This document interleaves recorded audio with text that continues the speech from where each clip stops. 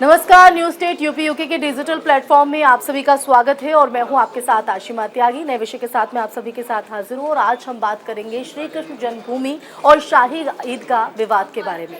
जी हाँ, Allahabad high court से इस वक्त मुस्लिम पक्ष को एक बड़ा झटका लगा है। दरअसल जो आपत्ति मुस्लिम पक्ष की तरफ से लगाई गई थी इस पूरे मामले पर, उसको खारिज करते हुए इलाहाबाद हाई कोर्ट ने इस पूरे मामले को सुनवाई योग्य माना है। अब इस पूरे मामले पर केस में आगे जो ट्रायल है वो शुरू होगा और आगे की राह कहीं ना कहीं तय होती हुई नजर आएगी। आपको बता दें कि दोनों पक्षों की तरफ से दलीलें यहाँ पर रख दी गई थी जिस पर आज ये फैसला आना था। अब मुस्लिम पक्ष को तो ये बड़ा झटका लग ही गया है, लेकिन उसके बाद अब सवाल ये है कि आगे ये किस तरह से बढ़ता हुआ नजर आएगा, क्योंकि हिंदू पक्ष जो शुरुआत से ही अपनी दलीलें जो है मजबूती के साथ रखता नजर आया था और इस फैसले को सुनाते हुए कोर्ट ने कहा है कि प्लेसेस ऑफ वर्शिप एक्ट 1991 से बाधित नहीं है बात, और ऐसे में 12 अगस्त को अब इस पूरे मामले पर जो है अगली सुनवाई होगी। किस तरह से सुनवाई आगे बढ़ती है ये यहाँ पर देखना होगा। हमारे साथ हमारे सहयोगी गौरव भी हमारे साथ हैं। गौरव, ये जो विवाद है कहीं आज नया तो नहीं है, नहीं पुराना ही चला आ रहा है और लगातार हिंदू पक्ष अपनी बातें रख रहा था और मुस्लिम पक्ष अपनी बात रख रहा है, लेकिन आज जो फैसला आया है मुस्लिम पक्ष के लिए एक बड़ा झटका है। क्या कहते हैं आप इस पर? देखिए, ये जो फैसला आया है श्री कृष्ण जन्मभूमि और शाही ईदगाह मामले में, इलाहाबाद हाई कोर्ट ने एक अहम फैसला सुनाया है। ये इस फैसले के तहत हिंदू पक्ष की तरफ से 18 याचिकाएं दायर की गई थी। उसमें हिंदू पक्ष ने ऐसे मांग की थी कि शाही ईदगाह की जो जमीन है वो हिंदुओं की बताया था और वहाँ हिंदू पक्ष ने पूजा करने का अधिकार मांगा था। इसके पक्ष में हिंदू पक्ष की याचिका के विपरीत मुस्लिम पक्ष ने places of worship act, Waqf act और limitation act, specific position relief act का हवाला देते हुए हिंदू पक्ष की याचिकाओं को खारिज करने की मांग की थी, लेकिन इलाहाबाद हाई कोर्ट ने मुस्लिम पक्ष की याचिका को खारिज कर दिया। अब हिंदू पक्ष की अब जैसे याचिका खारिज हो गई है तो जो ट्रायल होगा वो हिंदू पक्ष की 18 याचिका है उसी पे सुनवाई होती रहेगी। तो देखना दिलचस्प होगा कि क्या आखिर निर्णय आता है, लेकिन हिंदू पक्ष के जो वकील हैं सौरभ तिवारी, उनका मानना है कि नैतिक रूप से हिंदू पक्ष की कहीं ना कहीं रिलीफ मिल रही है इस मामले में। ठीक है, लेकिन हिंदू पक्ष की तो यहाँ पर कहीं ना कहीं एक तरह से जीत ही कहा जाए, क्योंकि कानून के जो जानकार है, जो हिंदू पक्ष के वकील है, उनका तो यही कहना है। तो आपको क्या लगता है कि एक तरह से जीत है और आगे कहीं ना कहीं शुभ संकेत आगे के लिए? जी, जाए तो हम देख सकते हैं कि कोई हिंदू पक्ष के लिए शुभ संकेत है। हालांकि हम आपको कुछ बताएंगे कि हिंदू पक्ष ने क्या दलीलें दी हैं। कि हिंदू पक्ष ने बताया कि जो 2.5 एकड़ का पूरा एरिया है जी, जो शाही ईदगाह का पूरा 2.5 एकड़ का एरिया जो है वो श्री कृष्ण का गर्भगृह है और मस्जिद कमेटी के पास भूमि का ऐसा कोई रिकॉर्ड नहीं है और सीपीसी के आदेश 7 और नियम 11 इस याचिका में लागू नहीं होता है।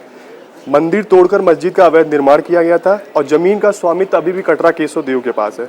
बिना स्वामित्व अधिकार के वक्फ बोर्ड ने कैसे किसी वैध प्रक्रिया की तरफ ही वक्फ बोर्ड ने संपत्ति अपनी घोषित कर ली थी और भवन पुरातत्व विभाग ने भी संरक्षित घोषित किया। इसलिए आपको याद होगा कि 2023 में इलाहाबाद हाई कोर्ट ने सर्वे के लिए एएसआई की टीम गठित की थी। फिर मुस्लिम पक्ष सुप्रीम कोर्ट पहुंचा था तो सुप्रीम कोर्ट ने उस पर रोक लगा दी थी। तो कहीं ना कहीं ये विवाद वहां से भी फिर धीरे धीरे ट्रायल शुरू हुआ। इसमें 32 तारीख पड़ी थी। अंततः फिर क्या कहते हैं, हाई कोर्ट ने याचिका माना और एकल बेंच था उनका, क्या नाम, मैंग जैन जी, जस्टिस मैंग जैन के एकल बेंच ने सुनवाई की और मुस्लिम पक्ष की याचिका को खारिज कर दिया। अब इसमें एक सबसे जो महत्वपूर्ण एक्ट है वो पीजेंट ऑफ वर्शिप एक्ट जो है, जो 1991 में आया था। इसमें ऐसा मानना है कि 15 अगस्त 1947 के बाद जो भी ऐसे धार्मिक जगह है उनको एज वेल एज ऐसे प्राकृतिक रूप से ही उनको ऐसे माना जाए। बाबरी मस्जिद को छोड़ दिया जाए तो ये सारी चीज़ों में लागू होता है। तो ये हालांकि अब मुस्लिम पक्ष ने भी इसको लेकर दलील दी थी कि मुस्लिम पक्षकार ने कोर्ट में दलील दी है कि इस जमीन पर दोनों पक्षों के बीच 1968 में समझौता हो चुका है। तो 60 साल बाद आखिर फिर इस मामले को लेकर कोई इस प्रकार चीजें उठाना उचित नहीं है। यानी पूरा जो विवाद है वो मुगल सम्राट औरंगजेब के समय से चला आ रहा है, जब ये पूरी शाही ईदगाह मस्जिद बनाई गई और यहाँ पर हिंदू पक्ष का ये दावा है कि ये श्री कृष्ण की जन्मस्थली है। कथित तौर पर मंदिर को तोड़कर यहाँ पर मस्जिद का निर्माण करा दिया गया था।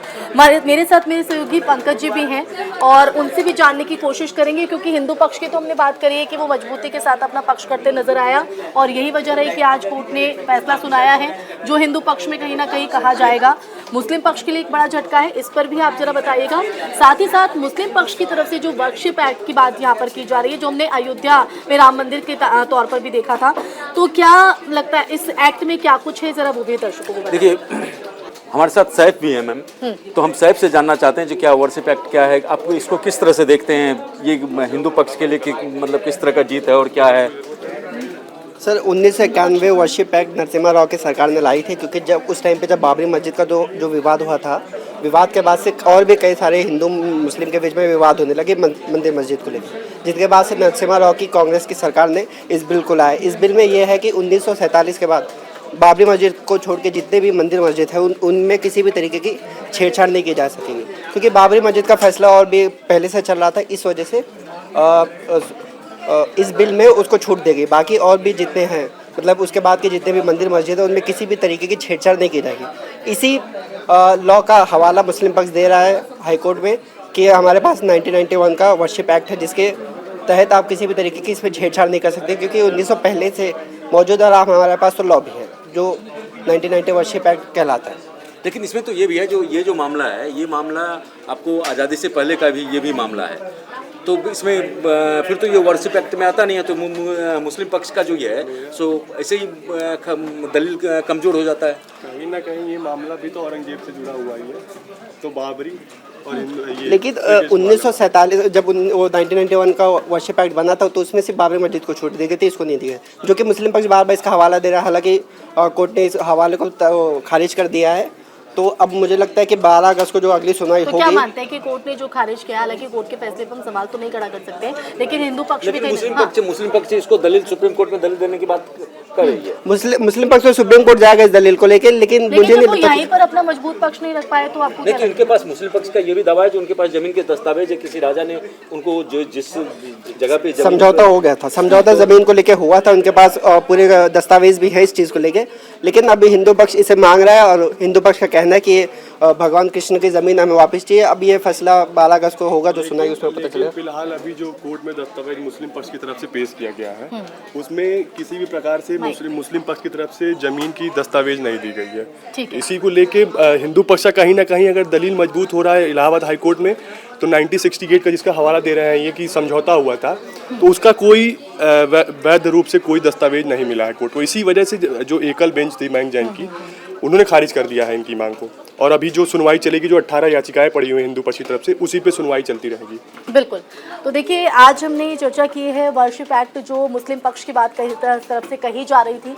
ये यहाँ पर देखना होगा कि अब इस मामले को सुनवाई होगी तो मान लिया गया है, और अब अगली सुनवाई पर सबकी निगाहें यहाँ पर रहने वाली हैं, क्योंकि मुस्लिम पक्ष की भी बात हो रही है। वो किस तरह से अब जब ये सुनवाई आगे बढ़ेगी, वो अपना पक्ष किस तरह से मजबूती से रखता नजर आता है। लेकिन फिलहाल तो अभी कोर्ट का जो रुख यहाँ पर देखा जा रहा है, हिंदू पक्ष के लिए कहीं ना कहीं शुभ संकेत दिखाई पड़ते नजर आ रहे हैं। लेकिन आगे ये केस कहाँ पर हवा लेता है, किस और बढ़ता है, किस और रुख करता है, ये देखना 12 अगस्त को पता चलेगा। 12 अगस्त को पता चलेगा, जैसे कि पंकज जी बता रहे हैं। तो 12 अगस्त पर सबकी निगाहें हैं, थोड़ा इंतजार करना होगा आगे किस तरह से ये रहा और मोड़ लेता है। यहाँ पर इसी के साथ इस चर्चा में फिलहाल के लिए बस इतना ही। आप देखते रहिए, कल फिर हाजिर होंगे एक नए विषय के साथ। न्यूज़ स्टेट देखते रहिए।